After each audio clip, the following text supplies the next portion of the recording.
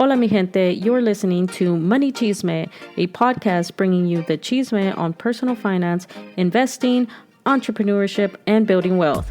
I am your host, Violeta, a first-generation Mexican immigrant in which I struggled on my own path to financial freedom and am currently on my personal journey to building wealth. I am here each week to bring you my experience, financial tips, and the latest chisme on personal finance to help you on your own journey to financial freedom and building wealth. So if you're looking for a place to learn financial literacy, how to invest, and how to make your money work for you, then you've come to the right place.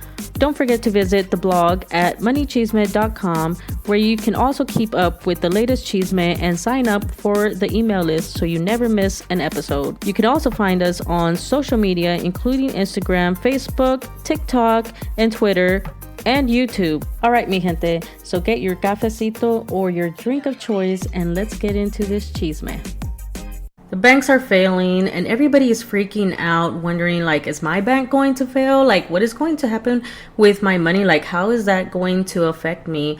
And like, what can we do to reduce these risks? So let's talk about why did these banks failed and what we can do to reduce our risk. Hola, I am Violeta from MoneyChisme, a platform geared towards teaching the Latinx community and people of color, personal finance, financial literacy, and real estate investing. Over the past week or two, we have heard of two major banks failing, and that is Silicon Valley Bank and Silvergate Capital.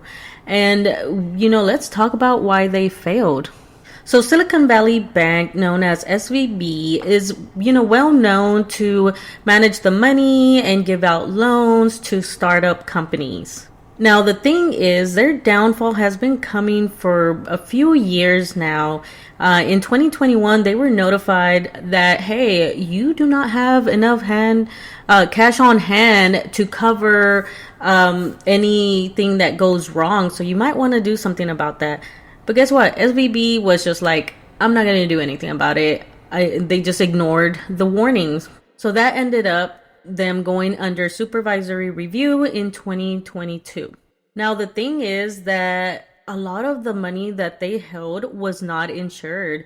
And it's estimated that about 97% of the deposits were not insured by the FDIC. So it's no wonder that when customers got wind of like something going wrong with the bank, they rushed to withdraw all their money.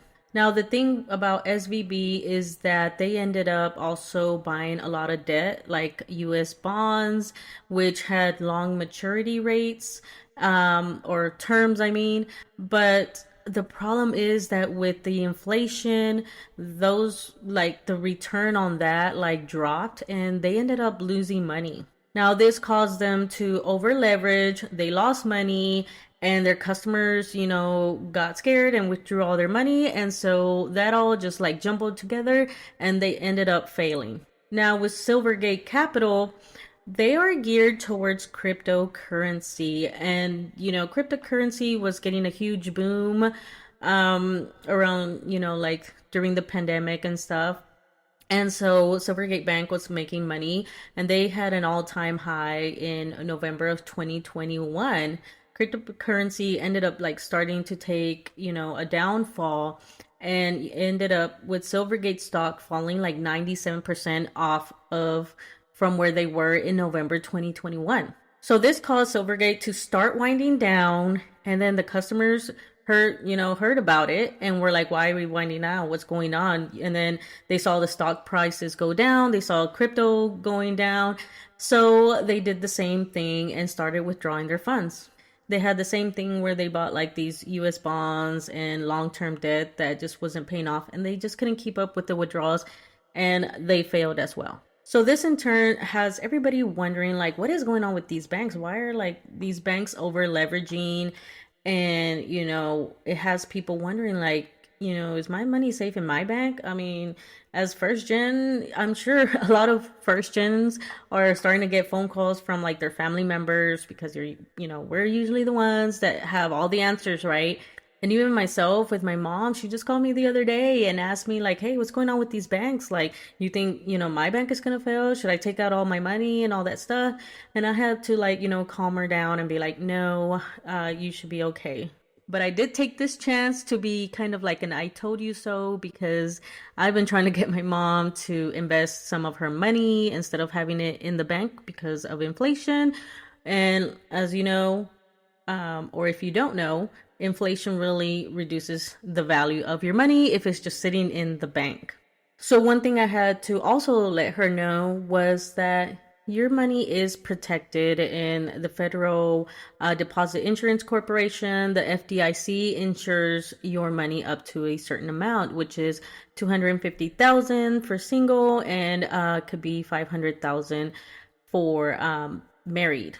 So which brings me to, what can you do to protect yourself in case that a bank fails and you do have money that's above what the FDIC insures. And one of the things that you can do is to spread out your money across multiple banks and even multiple accounts.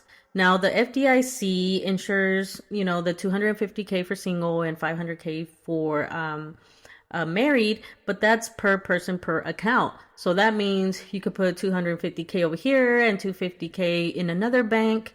And then you still have that insured over here and over there.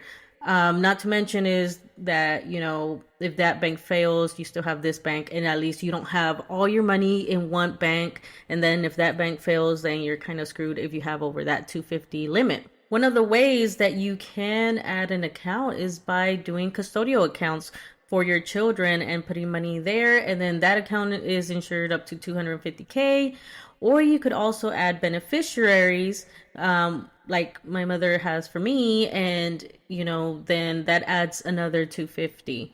Now, another way is to just not use banks, or just spread out. Instead of a bank, also add a credit union. Now, yes, credit unions are not insured by the FDIC, but they do have their own version of insurance for the same limit. Now, the plus side about credit unions is that these are nonprofit, and they have low overhead costs, so you get better services because they pass on those savings on to their customers. So you usually get better savings rates and better just loans and services. So regardless if you use a bank or credit union, just keep tabs on how are they doing. Check out those, quarterly reports or news that comes out, or their newsletters, and just, be aware of how your bank is doing. So what have we learned from the failure of these banks? Number one is greed. Now, the way, these banks kind of work is that you deposit your money, and they use your funds to buy debt and give out loans. And they end up buying, US bonds or some investments. So they invest your money for their profit. But the problem is that because of their greed, they, overextend that money that they borrow, and they put your money at risk. Now, there are some regulations that are in place to kind of prevent that.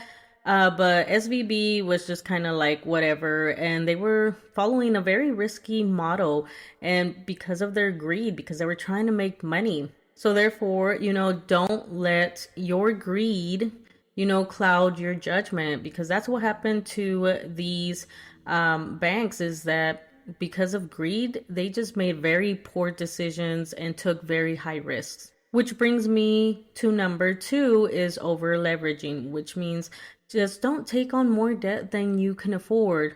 Now, this may seem like common sense, but I mean, look at these banks. They did it anyways. And the way they did that is that they took long-term debt that was going to take a while to mature.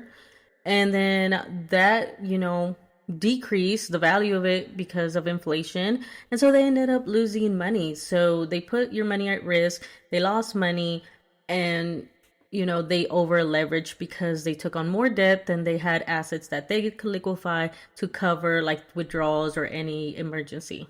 So make sure you don't over leverage, so that way you can cover any emergency that may come up. And number 3 is diversification. Now, we hear this in the stock world that you want to have a diverse portfolio, but you also want to do that with yourself. And, as we spoke about earlier, is you want to spread out your money over multiple accounts or multiple banks, but you also just don't want to store so much cash in a bank, even if it's spread out, because you're losing money through inflation. Of course, you want to have money so you can have a liquid asset, but also, have, an emergency fund. However, anything excess, you might as well invest. And this is one thing I was explaining to my mom the other day, was that Mom, your money is worth less now than when you put it in because of inflation. And these banks are over here taking your money and investing it anyways and making money off of it. And they only give you 0.25 or maybe not even 1%. So you're not even seeing the benefits. So why not just invest it yourself and make some money off of it? So invest it yourself, buy some stocks. And I invest in stocks, but my main thing is real estate investing. So of course I'm going to plug in real estate investing. It's a great way to, hedge against inflation. It gives you cash flow, and not to mention it has some tax benefits, which means you get to keep more of your money and build wealth. So yeah, those are the ways on how you can reduce your risk and be able to, protect your money, because that is one thing that, as first gen, we don't know how to protect our money. We just kind of okay, we get our paycheck and then we put it in the bank and then we just use it to pay bills, but we don't, invest it. Meanwhile, the banks are investing it for us and making money off of it. And 2, we are just putting everything in one bank, and instead of several banks, which increases our risks. And just learning how to, manage our money and learning how to protect it and keep more of it. Those are things that we just need to learn about and get better at doing. All right. So hopefully you enjoyed this episode and you were able to at least get the lessons learned from these bank failures, and you go on and take these necessary steps to protect your money. But other than that, don't forget to follow my social media down below, and I will see you in the next episode. Bye. Thanks for listening. If you enjoyed the episode, please leave me a review and don't forget to share so others may find the podcast. If you'd like to be a guest or have any topics or questions you'd like to hear discussed, you can reach out to me at any of my social media or email me at moneychismeblog@gmail.com. Hasta la próxima. Bye.